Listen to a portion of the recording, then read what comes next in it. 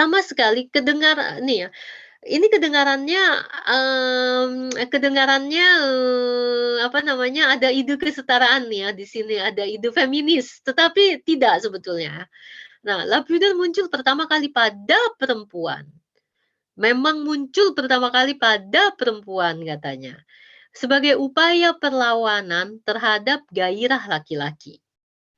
Upaya perlawanan, idenya kan feminis ya, kita ingin melawan gairah laki-laki si perempuan ini, ya. Alat kelamin perempuan itu memang tersembunyi, ya, dan persoalannya adalah tersembunyi dan dalam posisi selalu siap.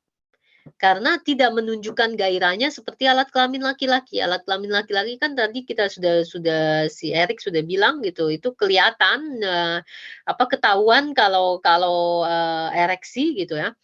Dan ini perempuan karena tersembunyi, tapi dalam posisi dia selalu siap, seperti siap, menangkap gitu kan. Siap menangkap, penis itu istilah yang feminis ya. Karena kita kan selalu dibilangnya bahwa penetrasi itu penis mempenetrasi. Jadi si vagina pasif. Tetapi, idenya akhirnya dilawan gitu. Kita tidak dipenetrasi si vagina ini, tetapi vagina itu menangkap si penis, jadi aktif gitu. Ya, ini, memang di dalam, dalam budaya patriarki ya, yang bisa dilakukan perempuan pada akhirnya adalah memelintir kembali apa yang sudah kita kan selalu ditekan ya, ditindas gitu. Ya, dijadikan yang bawah gitu, yang makhluk bawah, makhluk inferior gitu. Yang bisa kita lakukan akhirnya adalah memelintir juga, kita pun juga pakai strategi gitu untuk merebut kembali itu gitu. Enggak, kita bukan penerima pasif gitu, tapi kita yang menangkap si penis gitu, si vagina yang menangkap si penis gitu. Ini juga kita bicara lagi-lagi, heteroseksual ya gitu. Nah, kembali ke sini gitu. Jadi, alat kelamin ini membuat posisi perempuan lemah sehingga alat ini perlu dilindungi, ya. Sementara si, alat kelamin laki-laki itu kan, butuh mempenetrasi katanya. Jadi si alat kelamin perempuan ini, yang selalu dalam posisi siap, ini perlu ditutupi supaya si laki-laki nggak bisa melihat, si alat kelamin ini gitu. Jadi, khususnya katanya ini saat pemerkosaan sudah mulai banyak terjadi ya. Maksudnya zaman prasejarah itu, diasumsikan itu, belum ada, kekerasan gitu. Nah jadi, tapi nanti ketika sudah ada dominasi maskulin dan sebagainya, itu, pemerkosaan sudah mulai banyak terjadi, ini salah satu hipotesis yang muncul ya. Lalu, dan di sini perhatikan payudara di dalam banyak, budaya itu sebetulnya dibiarkan bebas, ya. Seperti misalkan bahkan termasuk di zaman Romawi juga ya, di zaman Yunani gitu, sekalipun pakaian nanti akan muncul untuk, menunjukkan status si perempuan dan sebagainya gitu, tapi dalam saat tertentu juga bisa dibiarkan bebas bagian atasnya. Gitu. Jadi yang dilindungi adalah si alat kelamin yang perlu perlindungan ini, supaya si penis tidak masuk gitu. Agak sulit sih membayangkannya gitu, karena apakah dengan menutupi berarti, terlindung? Kan juga tidak gitu. Tetapi anggap saja, ini adalah salah satu hipotesis yang bisa terjadi gitu ya. Hipotesis ini bisa terbukti hanya pada komunitas yang laki-lakinya tidak berpakaian.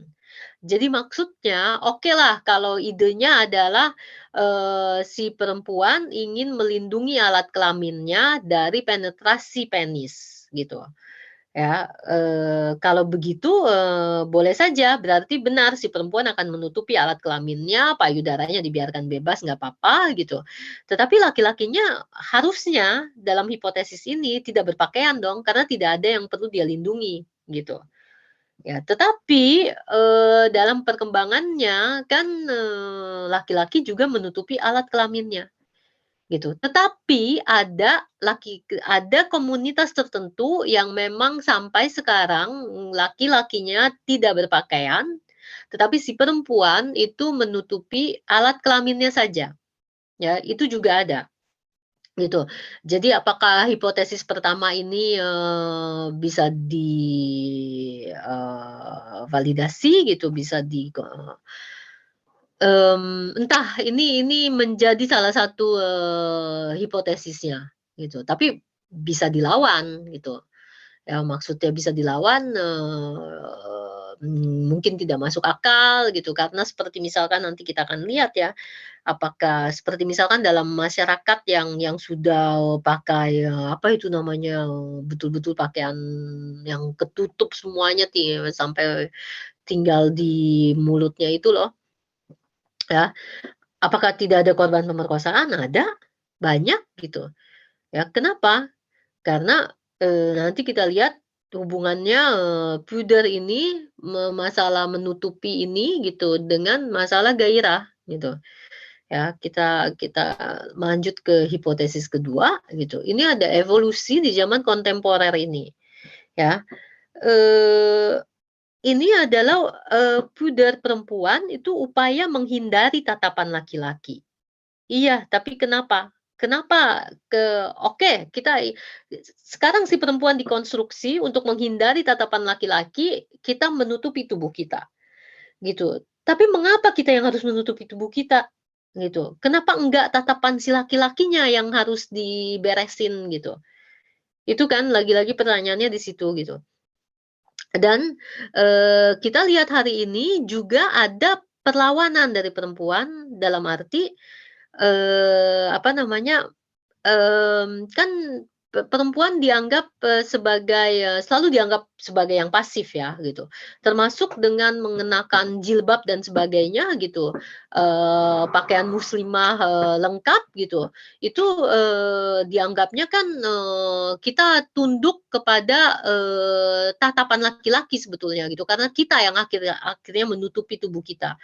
Tetapi jika kita mengacu pada pengalaman perempuan, banyak perempuan yang mengenakan pakaian, tertutup gitu, itu juga, justru bukan karena mereka tunduk kepada kode-kode patriarki, tetapi itu memang upaya perlawanan.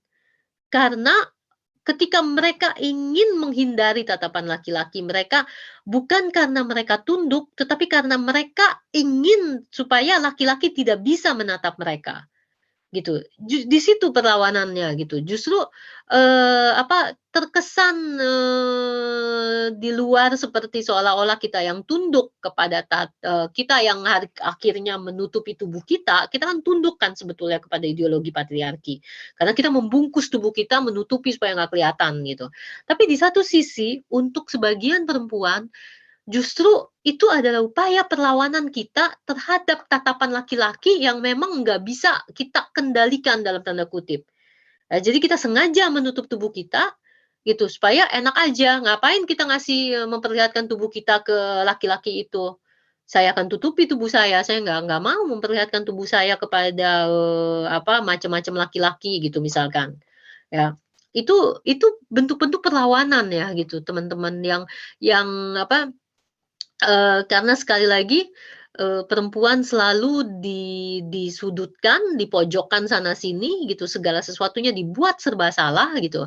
Pada akhirnya yang bisa diambil hanyalah celah-celah kebebasan gitu, celah-celah perlawanan, apa yang masih bisa kita lawan gitu. Seperti misalkan kita tahu bahwa, okelah sekarang kita sudah bisa bilang bahwa ada perempuan yang secara sadar, secara keinginan bebas itu, memilih menjadi pelacur. Oke, itu akan jadi perdebatan panjang, tetapi sekarang misalkan, para perempuan ini yang pada akhirnya mengambil posisi sebagai objek seksual, ya, dengan kesadaran bebasnya sebagai subjek gitu, jadi memilih menjadi objek gitu, ya, itu hanyalah salah satu hal yang bisa dia lakukan. Karena terjepit ke sana ke sini gitu. Yang bisa dia lakukan adalah dengan, mengambil kembali tubuhnya, tapi dengan menjadikan dirinya sebagai objek gitu. Ini agak rumit memang gitu, tetapi perempuan akhirnya tidak punya cara lain. Seperti misalkan nanti, oke saya jadi pelacur, tetapi saya akan memilih klien saya. Jadi di satu sisi ada kebebasan gitu, dalam artian, sebagai manusia kita tetap ingin menjadi subjek, tetapi situasi perempuan tidak memungkinkan untuk itu, pada akhirnya adalah menjadi subjek dengan menjadikan dirinya sebagai objek, gitu. Dan, tentu ini tidak ideal, gitu. Ya, tetapi pada akhirnya ini menjadi satu-satunya upaya perlawanan yang bisa dilakukan oleh sekelompok perempuan, gitu loh. Jadi memang sulit gitu, ya. Nanti nanti kita akan lihat dan, pada akhirnya hari ini persoalan pudeur dan ang pudeur itu maksudnya tidak tahu malu gitu ya. Jadi, pudeur itu tahu malu gitu, jaga jaga sikap, jaga tubuh gitu ya. Ang pudeur itu tidak tahu malu. Adalah juga untuk juga bisa membangkitkan tatapan laki-laki. Ya ini satu hal lagi yang apa, seperti, misalkan, apa namanya, kita sudah sempat bicara ya tentang, erotik kapital ya. Jadi, satu-satunya modal yang diberikan kepada si perempuan adalah modal erotis, tubuhnya sebagai modal gitu, dalam masyarakat kapitalis ini gitu. Jadi, pada akhirnya ini digunakan juga oleh sebagian perempuan ya, karena, pilihan yang ada buat dia adalah itu gitu. Jadi dengan tubuhnya justru, yang satu tadi kita lihat justru dia melawan, justru untuk menghindari tatapan laki-laki, kita akan menutupi tubuh kita, tapi bukan karena kita tunduk, tapi itu sebagai bentuk perlawanan, kita tidak akan membiarkan laki-laki menatap kita, gitu, menguasai tubuh kita, kepemilikan tubuh kita, gitu, dengan menatap penuh, nafsu, gitu. Kita melawan itu, gitu. Di sisi lain, ada sekelompok perempuan yang justru menggunakan itu, menggunakan tubuhnya untuk mengendalikan si laki-laki, untuk membangkitkan tatapan laki-laki. Kalau teman-teman baca novelnya N.H. Dini misalkan, si Namaku Hiroko kalau nggak salah, ya kan. Justru justru dengan, apa namanya, seorang, pekerja seks gitu, itu dengan, si laki-laki akan tunduk pada dia, gitu ya. Seperti nggak bisa, apa sih, bergantung kepuasan seksualnya itu kepada tubuh si perempuan gitu, ya, atau ketika si Hiroko Hiroko ini melihat, bagaimana laki-laki itu pada, apa namanya, kan laki-laki ketika dia sedang misalkan bergairah melihat tubuh perempuan, penari-penari striptis dan sebagainya, justru kekuasaan bukan pada si laki-laki itu, tetapi kekuasaan ada pada si perempuan yang bisa apa itu namanya, yang justru dia yang mengendalikan gairah si laki-laki itu. Dia yang bisa membuat si laki-laki itu, mabuk kepayang, dia yang bisa membuat laki-laki itu nggak bisa kontrol diri gitu, kehilangan kontrol dirinya gitu. Pada akhirnya si perempuan justru melakukan, perempuan tidak punya, pudernya, justru dia menjadi unpuder gitu. Tapi justru untuk, membangkitkan tatapan laki-laki dan disitulah justru kekuasaan dia gitu. Setidaknya dia merasa itu, meyakini itu kekuasaannya gitu. Seperti yang dilakukan oleh, Emily yang, nama belakangnya itu aku suka sulit nyebutnya, Rajatowski, atau siapa itu, ya kan?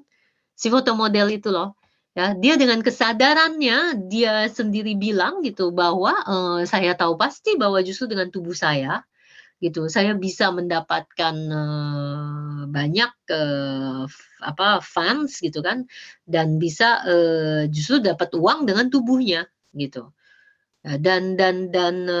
Ini, bagaimana feminis menyikapi ini gitu, eee sesuatu yang sifatnya menjadi sangat sangat subjektif gitu perlawanan perempuan, tapi karena kita sudah ditindas sana sini, itu menjadi salah satu, upaya perlawanan si perempuan gitu.